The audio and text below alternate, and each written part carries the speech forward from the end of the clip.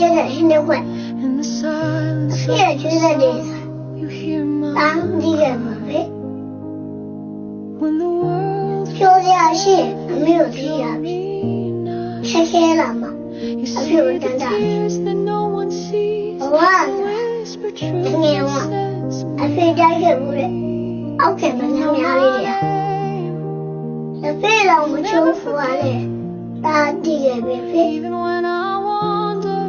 ဒီတစ်ခါမာပြီးလို့ပြန်ရတယ်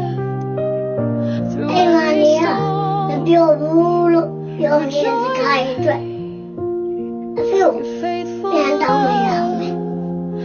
အဖေလုံးကြည့်တယ်ကွာအဖေပြမလာလို့မရကောင်းမှဒီစောင်းမိုက်အဖေပြောတဲ့စကားလေးကမသာဘုံမသမ်းပြီးဒီနိုင်ငံကိုပြန်လာအဖေရှိနေသမျှမသားသမီးတွေညနာမမြင်ရဘူးတဲ့ဒီလိုကြီးဆာဆောင်ကောင်းလိုက်ပုံများအဖေသားကိုလွမ်းလာလို့မင်းလို့သားမိုက်ကိုလွမ်းကြရလားတဲ့အဲ့တော့မရောက်မပြောငါသားမေးပေလူကျန်ကြီး